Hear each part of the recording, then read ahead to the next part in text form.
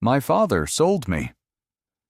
She said it standing on a mountain road in Montana Territory, with burlap fibers in her hair and rope burns on her wrists, and the face of a woman who should have been dead for 7 years. The man who had just pulled a grain sack off her head. The man who had paid $1 for her at an auction 1 hour ago, stepped backward like something had hit him in the chest. Not because of the words, because of the face. Because the face looking at him from underneath a burlap hood on a road in the Elkhorn Mountains was a face he had grieved. A face he had screamed into the Nebraska sky about.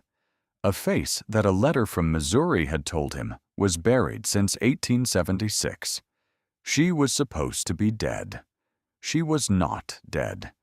She was standing in front of him with gray-green eyes that still looked at him like they could see through walls. And her father, the schoolteacher, the man Harlan had trusted, had sold her. For money. To the man who had just put her on a platform with a sack over her head and auctioned her for the price of a meal. But we'll get to that. First, you need to see the auction. You need to see the hood.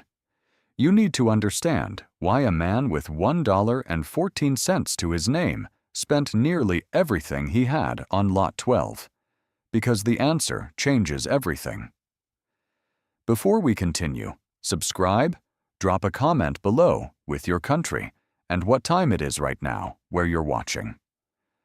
Whether it's sunrise in Nairobi, midnight in New York, afternoon in Canada, or evening in France, I want to know. Tell me where in the world you are. Now, back to the story.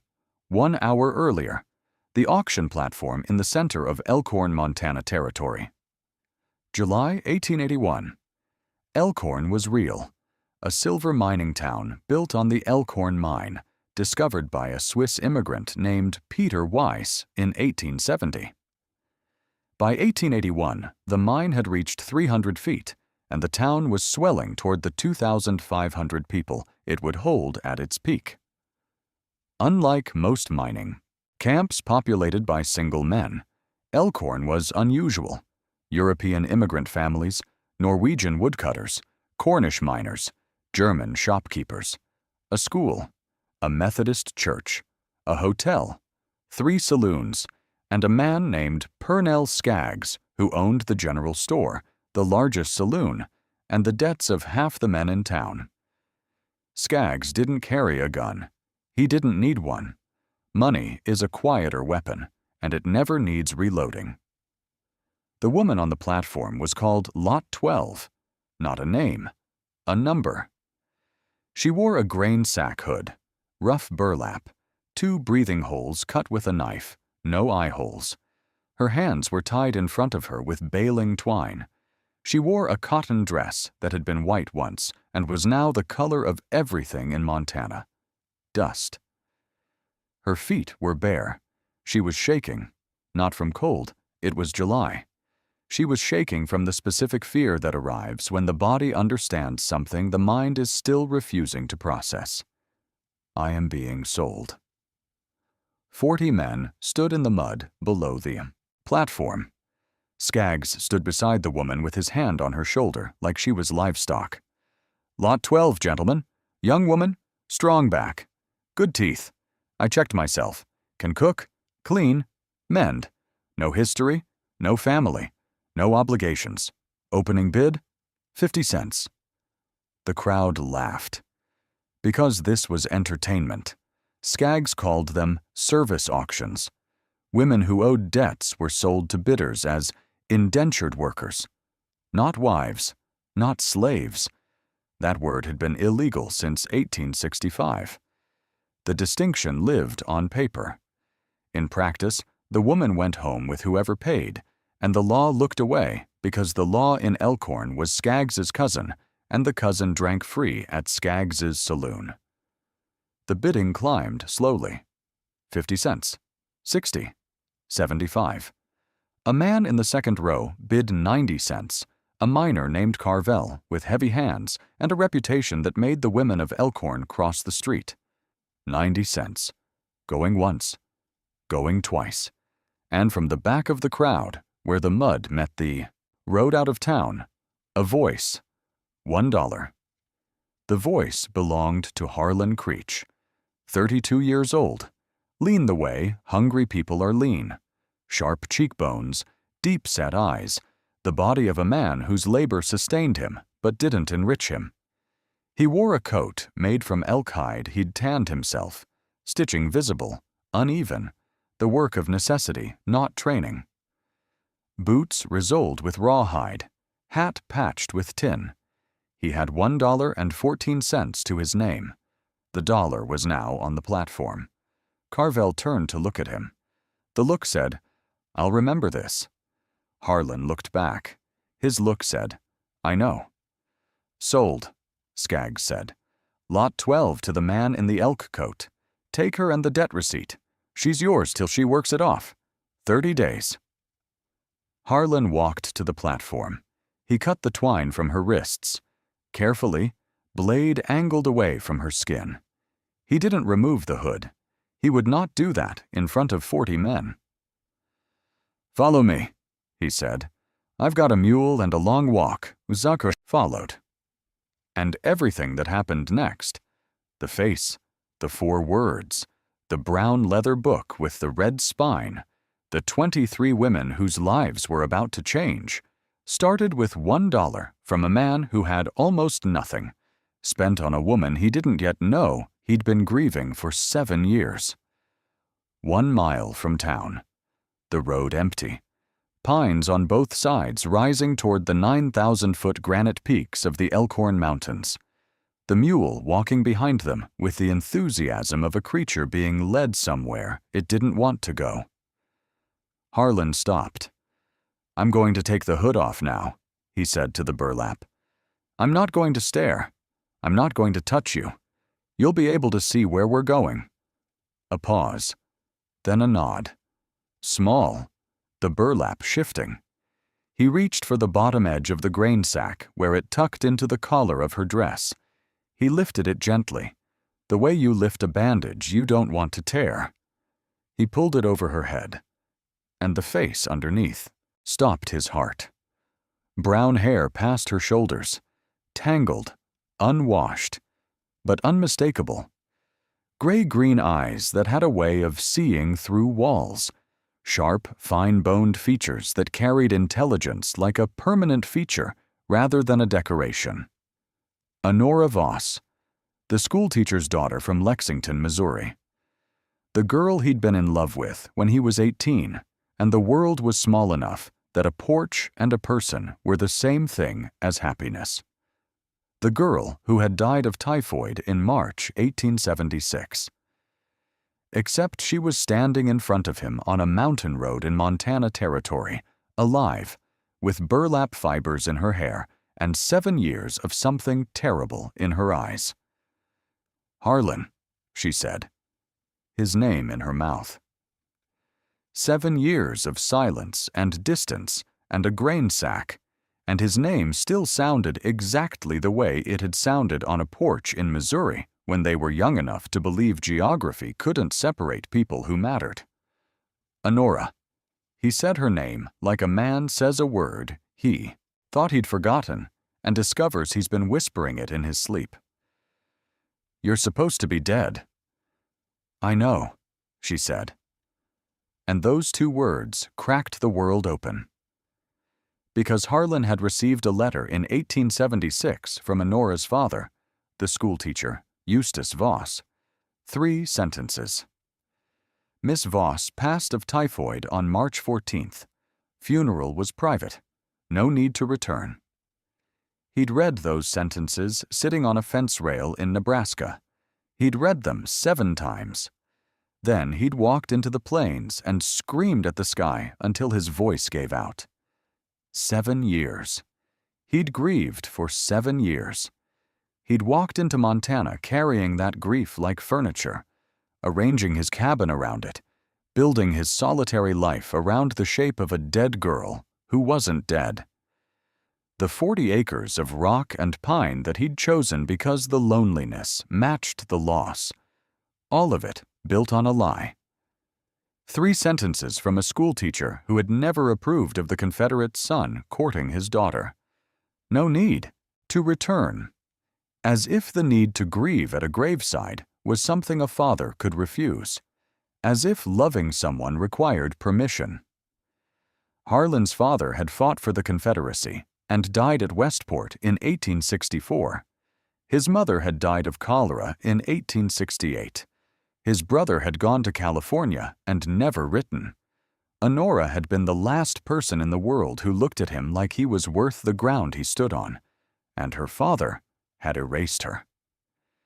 "My father sold me," Anora said. 4 words, the one sentence the title promised, for $40, to a man named Purnell Skaggs, 7 years ago. I was 17. 4 words that rearranged everything Harlan thought he knew about who was alive, who was dead, and why a schoolteacher in Missouri had written a 3-sentence letter that turned a living girl into a ghost.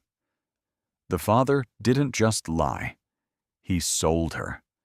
And then he buried her on paper so the one person who would have torn Montana apart to find her would never come looking.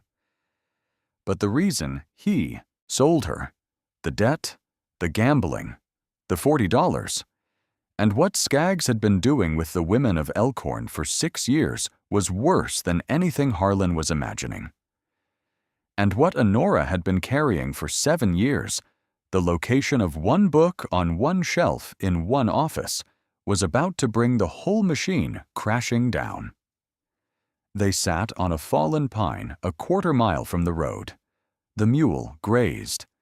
The Elkhorn Mountains rose around them, silent, green, indifferent to the human catastrophe on the log beneath them. Anora talked. Harlan listened.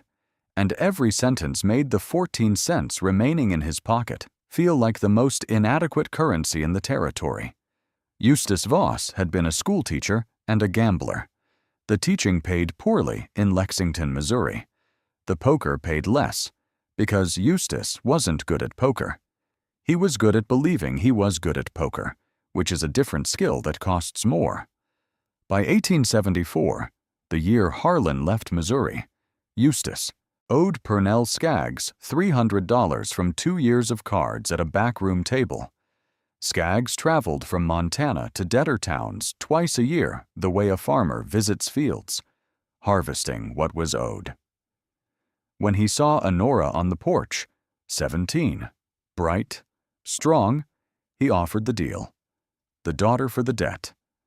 $40 cash and the $300 cleared. Eustace said yes. He told Anora she was going west to work as a housekeeper for a respectable family. He told Harlan she was dead. 2 lies.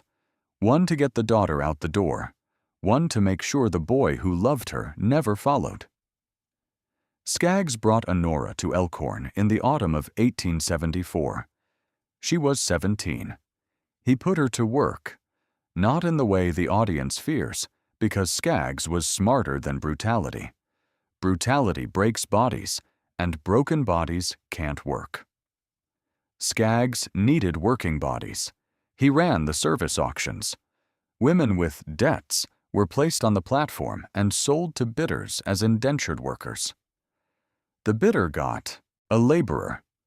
Skaggs got the payment, and the woman got a debt receipt showing what she owed.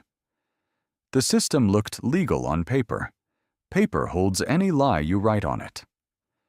"Show me your receipt," Harlan said. Anora pulled a folded paper from inside her dress, worn soft from being carried against her body for months, the creases deep enough to be permanent. She unfolded it and pointed. "This line says I owe $50 for passage from Missouri. I was brought here in a wagon that was already going to Montana carrying supplies for the general store. The passage cost Skaggs nothing. This number is invented." Her finger moved down the page. "This line says I owe $12 for room and board for 3 months. I slept on the floor of a storage room behind the general store. There was no bed. There was no board. I ate what was left from the saloon kitchen. This number is invented." line by line, charge by charge. She dismantled her own receipt with the precision of a woman who had been reading it for 7 years and had memorized every lie the way a prisoner memorizes the walls. And the signature? Harlan looked at the bottom of the receipt. A name, Anora Voss, in handwriting that was neat, controlled, and not hers. His hand, she said. Skaggs's hand. He signed for me and told me it was a formality. I was 17. I believed him because I could read, but I hadn't yet learned that the ability to read doesn't protect you from the men who write the documents. She folded the receipt and put it back against her body. There are 23 women in his ledger, over 6 years, all sold on debts they don't owe, all with contracts they didn't sign, all wearing hoods. 23. The number sat between them like something with weight. And the ledger? Harlan asked. 3rd shelf, left wall, behind the supply catalogs, brown leather book, red spine. She'd memorized the room through the breathing holes of a burlap hood during 4 separate sales. 2 small holes, 7 years of watching through them. And what she'd seen was the location of the one book that could end everything Skaggs had built. She just needed someone on the outside, someone who could walk through a door she'd never been allowed to open without a sack over her head, someone who believed her. And the only person who had ever believed Anora Voss without requiring proof was sitting beside her on a fallen pine in Montana with 14 cents in his pocket and 7 years of misplaced grief turning into something far more useful. Fury. Harlan had 30 days. Skaggs's debt receipt said 30 days to work off Anora's debt before Skaggs came collecting. The ride to Helena, the territorial capital where the real law lived, where judges answered to the territory and not to a fat man with a saloon, was 90 miles north, 3 days each way. That was 6 days of the 30 just for travel.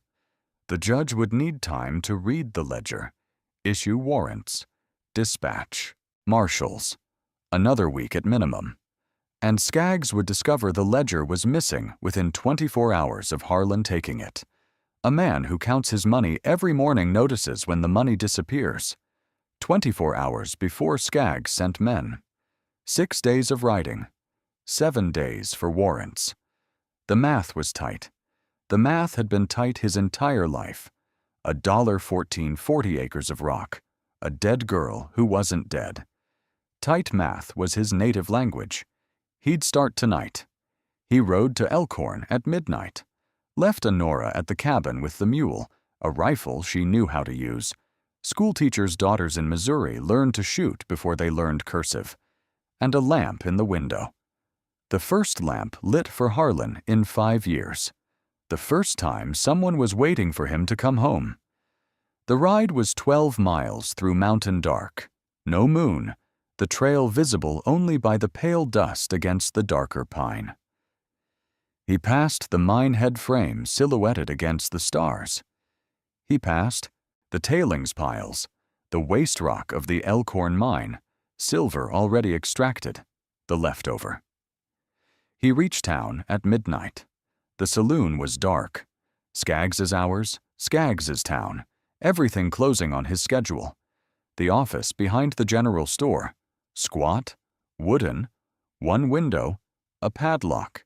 Harlan popped the lock with his belt knife in 6 seconds. Frontier locks kept honest people honest. They didn't stop men with knives and reasons. Inside, a desk, a chair, 3 shelves on the left wall. A safe he couldn't open and didn't need to.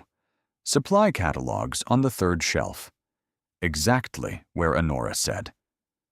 Behind them. Brown leather, red spine. He pulled the book out and opened it by the light of a match struck against his boot heel. 23 names, 23 women, 6 years, 2 columns. The left column. Stated debt, numbers between $20 and $100. The right column. Actual debt, mostly zeros, fives, tens at most. The gap between the columns was the profit. The profit was theft. And beneath each entry, a signature, the woman's supposed agreement. All 23 signatures in the same handwriting, Skaggs's handwriting. Not one woman had signed her own name. He'd signed for all of them. Because a woman who can't read doesn't know what her own name looks like on paper. The ledger was a confession wearing a bookkeeper's clothes. He slid the book inside his coat against his ribs. Relocked the office. Rode back through the dark with 23 women's lives pressing against his chest. He reached the cabin before dawn. Anora was by the fire with the rifle across her knees and the lamp still burning. She looked at the book. Her gray-green eyes sharpened, the look of a woman who has been waiting 7 years for this object and is seeing it for the first time without a hood over her face. She opened it. Read the columns.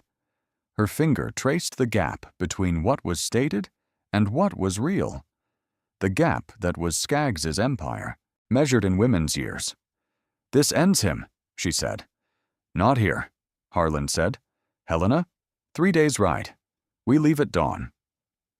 The clock was running. 24 hours before Skaggs opened the office and found the shelf empty. 3 days to reach Helena. The math was tight. The math was always tight. They left at dawn. By the way, if this story already has you gripped, hit subscribe and tell me which country you're watching from. Because what happens on the road to Helena, the 3 riders, the rifle, and the choice Anora makes, is the moment this story turns from a theft into a war. They rode hard. North through the Elkhorn Mountains, down into the Boulder Valley, following the road that connected the mining camps to the territorial capital. The ledger rode in a saddlebag under a flour sack.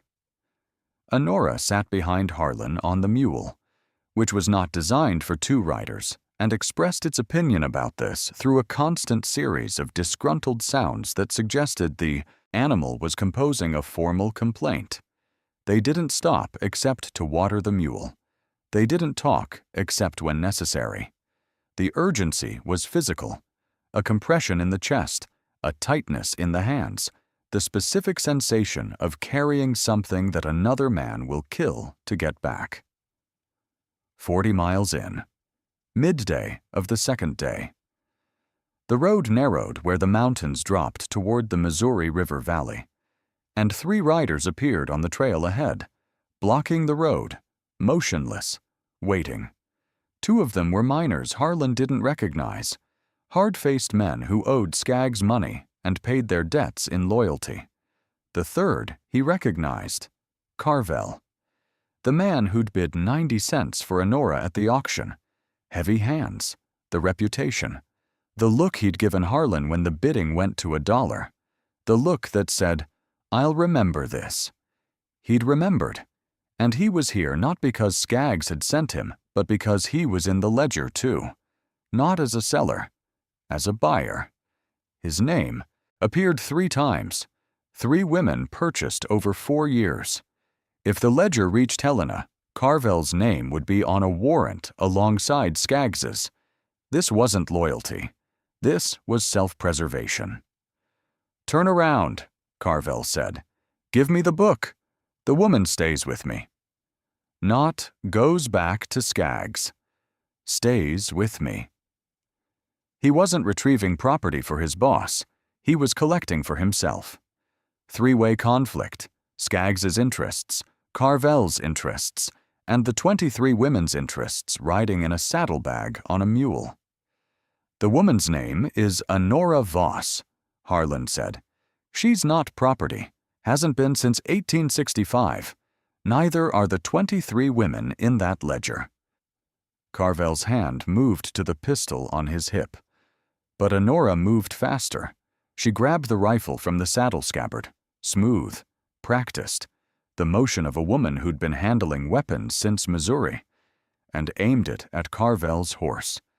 Not the man, the horse. "I'll put the horse down," she said. Her voice was calm, terrifyingly calm. The voice of a woman who'd been sold 4 times and hooded 4 times and had decided that being sold was finished and the decision was permanent. "Then you'll walk 40 miles back to Elkhorn in those boots through mountain country. By the time you arrive, the ledger will be on a judge's desk, and your name, which appears on pages 7, 14, and 19, will be on a warrant." Carvel's face changed. She'd read the ledger. She knew the page numbers. She knew his name was in it. The specificity of 7, 14, and 19 was more frightening than the rifle because it meant she'd studied the book the way a lawyer studies evidence, not for revenge, but for precision. 3 pages, 3 purchases. 3 women whose labor he'd bought on debts they didn't owe. The 3 writers looked at each other. The mathematics, 3 men with guns versus a woman who knew which pages to cite, and a man on a mule with nothing to lose. Nothing to lose is the most dangerous currency in a confrontation. Carvel calculated, walking 40 miles or turning around and running. Running was the better option because running put distance between himself and a warrant. He turned. The 2 miners followed. South. Away. And Anora lowered the rifle and said, "He'll run. Not to Elkhorn. Away. He knows his name is in the book. You memorized his page numbers." "I memorized all 23 page numbers. Every name, every column, every forged signature." She looked at Harlan with the gray-green eyes that had once made him feel like the ground was worth standing on. "I've been reading that ledger through 2 breathing holes in a grain sack for 7 years. I know it better than Skaggs does." They rode on.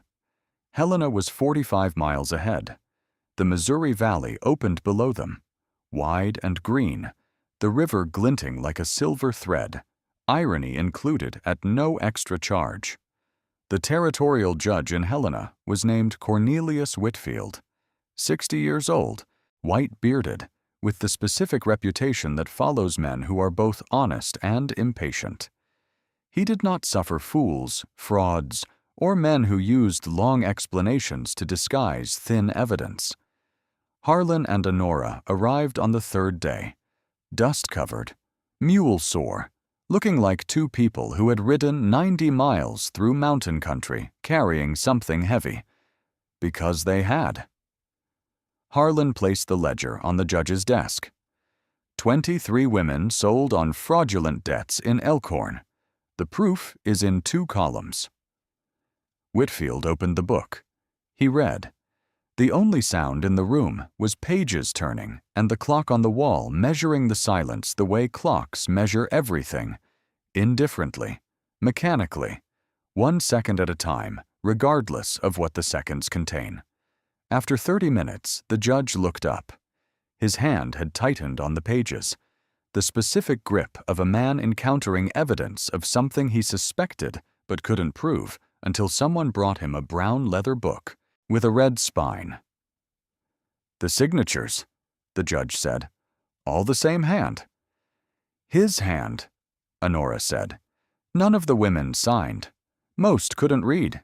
He signed for them and told them it was a standard contract." "And you?"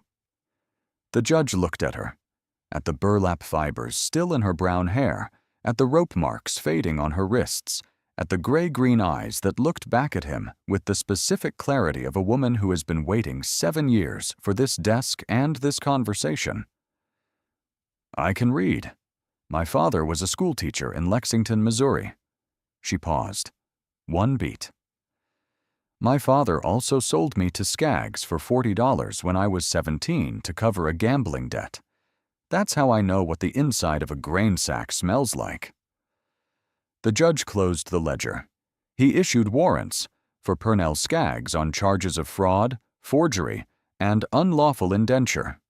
For Skaggs's cousin, the Elkhorn sheriff, as accessory. And he issued an order voiding every debt in the ledger. 23 women, 23 forged contracts, all erased by a pen that carried more authority than the pen that created them, because a pen used to lie can always be overruled by a pen used to tell the truth. And the truth was in 2 columns that didn't match, 23 signatures in the same handwriting, and a woman who could read standing in a courtroom saying, "My father sold me," with a voice that did not shake. But the judge did something else, something Anora hadn't requested.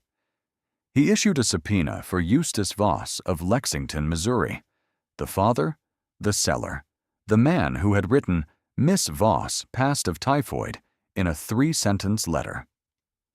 Because selling a daughter to cover a gambling debt wasn't just immoral. In 1881, with slavery abolished and territorial laws against unlawful indenture on the books, it was a crime. The schoolteacher who taught children their letters had used those same letters to erase his own daughter. And the Territorial Court of Montana wanted to have a conversation with him about the specific distance between teaching literacy and weaponizing it. U.S. Marshals rode to Elkhorn the following week. Skaggs was arrested at his desk behind the general store. The same desk, the same room, the same shelf where the ledger had sat. The padlock was still intact. The 6 seconds it had taken to pop it had been enough to bring down 6 years of empire. Skaggs's cousin was arrested at the saloon, the same saloon where he'd drunk free for years while women stood on a platform outside wearing hoods.